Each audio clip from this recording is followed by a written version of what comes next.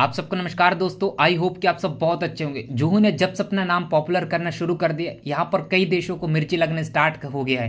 यहाँ कोई और देश की बात नहीं हो रही है, यहाँ पर यूएसए की बात हो रही है। यूएसए यहाँ पर अकेला सा महसूस क्यों कर रहा है? क्योंकि इस समय पूरे दुनिया में यूएसए टेक्नोलॉजी में बहुत आगे है और यूएस की कंपनी पूरी दुनिया को कैप्चर करके रखा है। ऐसे स्थिति में यूएसए किसी भी देश को नहीं चाहता कि वो उनका कॉम्पिटिटर के रूप में खड़ा हो जाए और यही जुहू ने अपना प्रभुत्व जमाना शुरू कर दिया। तो ऐसे में यूएसए को कहीं ना कहीं झटका तो लगा है। ऐसी स्थिति में यूएसए का हमेशा एक पॉलिसी रहती है, उनके कॉम्पिटिटर के रूप में कोई भी खड़ा हो तो उनका कद को हमेशा काट देता है ताकि उनसे बराबर कोई भी ना कर सके। ये हमेशा यूएस का टैक्टिक होता है जो सामने वाले के ऊपर अप्लाई करता है यूएसए। अब डोनाल्ड ट्रंप की सरकार ने एक और कदम लिया है। जितने भी अमेरिकन यूनिवर्सिटीज है उनको ये ऑर्डर दिया है कि अपने कॉलेज में या यूनिवर्सिटी में फॉरेन स्टूडेंट को 15% से ज्यादा यहाँ एडमिशन नहीं दिया जाएगा और उसमें से भी 5% स्टूडेंट को ही एक कंट्री से लिया जाएगा। 5% से ज्यादा यहाँ स्टूडेंट का एडमिशन नहीं किया जाएगा।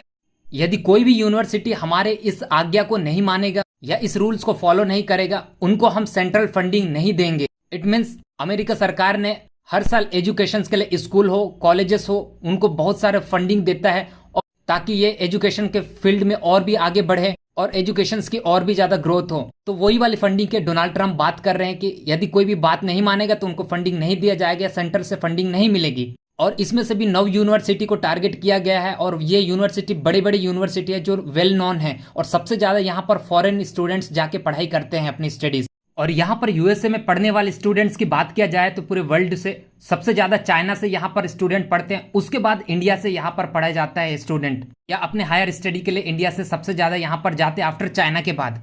दोस्तों इसमें खास बात भी ये रही है कि अमेरिका जो हर साल 40 से 45 बिलियन डॉलर कमाता है फॉरेन स्टूडेंट से, जितने भी एजुकेशन के लिए आते हैं तो उनसे पैसा जो भी वसूला जाता है वो अमेरिकन सरकार को ही फायदा होता है। और इसमें से भी 6 से 7 बिलियन, अराउंड 8 बिलियन के अलाउंस यहाँ पर इंडियन स्टूडेंट से ही प्राप्त होती है इनको पैसा। और ऐसी स्थिति में डोनाल्ड ट्रंप इस प्रकार के हरकतें करेंगे तो कहीं ना कहीं उन्हीं को प्रॉब्लम फेस करना पड़ेगा, उन्हीं का इकोनॉमी को डाउन होने पड़ेगा। और इसको लेकर दुनिया भर के लोगों का रिएक्शन आना भी शुरू कर दिया है। द गार्जियन पॉपुलर न्यूज़पेपर है, इनके आर्टिकल्स में ये लिखा है कि अमेरिका या डोनाल्ड ट्रंप अपने पैरों पर कुल्हाड़ी मार रही है। कहीं ना कहीं अमेरिका को आने वाले समय में नुकसान होने वाला है। अब डोनाल्ड ट्रंप को ये समझ नहीं आ रहा है, ये सब विरोध कर रहे हैं। और इसके अलावा भी कई यूनिवर्सिटीज जो है अमेरिका कहीं मानने को तैयार नहीं है कि ये सब बकवास की बातें हैं।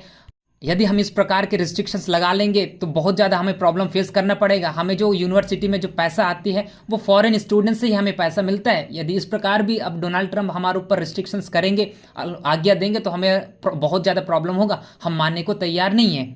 ये सारी चीज़ें हो रहा है दोस्तों। भारत ने इसका क्या रिएक्शन दिया है? भारत की एजुकेशन मिनिस्ट्री ने भी इसके रिएक्शन में ये कहा है कि अब से जो हमारे एमएस ऑफिस के जगह जुहू ऑफिस सूट की यूज किया जाएगा और इसी का ही इस्तेमाल किया जाएगा, जो कि माइक्रोसॉफ्ट को आने वाले समय में रिप्लेस कर सकते हैं।